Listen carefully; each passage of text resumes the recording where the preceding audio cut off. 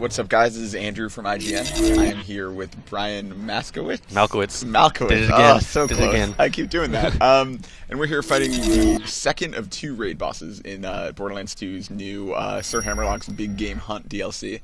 And can you kind of explain? You have these little like fireplaces, I guess these are. Yeah, that's the first thing I saw when I first started playing this. I had no idea what these were for when I first started the game. I was assuming that it was something to do with a raid boss because anything that after post campaign, anything that you needed iridium for was raid bosses. Sure. So that's what I figured. But then we ended up finding all four of them that are laid out around the map. As you show us, we show you where they are on the map. But you have to have enough iridium. I don't think one person can't do all of these because there's not enough iridium because they take 23 to 27 for each four. So that should be more than the 99 capacity that you can have. So you need more people in there to put in those little fireplace. I guess I'm calling them tomes or whatever. But you have to do all of those in one setting. They're all in Hunter's Grotto. Okay. So you just put the iridium in there, and then there's this little another totem right here in the middle of Hunter's Grotto that these little flames pop up, and there's a little lever that you pull right here. This doesn't actually spawn the raid boss.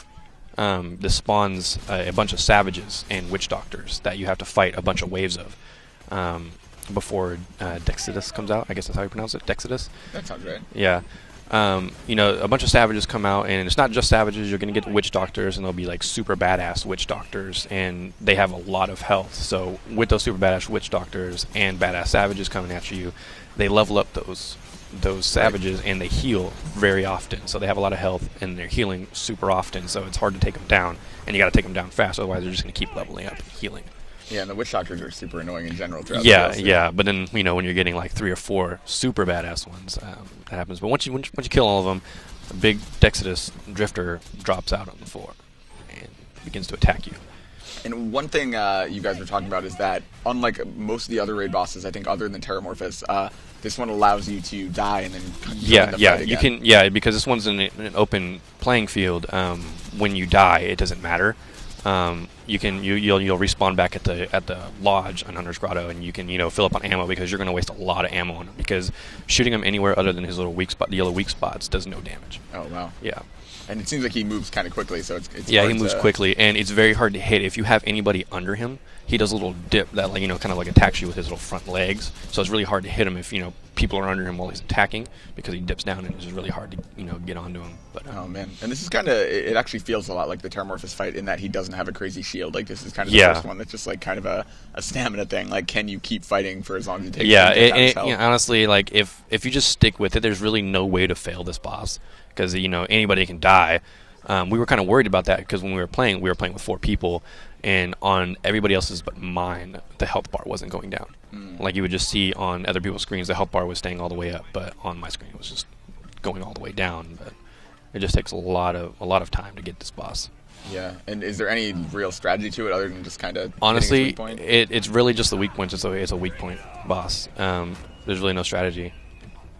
I mean, what does he have like a specific attack to avoid or anything? If you're familiar with the drifters, because it's the first time you see drifters since Borderlands 1 and in the Secret Armory DLC, and they shoots little balls of corrosion at you, which most raid bosses seem like they do a lot. And it's just corrosion. Yeah, they love their corrosion. Yeah, and it's not like a infinite corrosion like it was with Pete or Master G, but.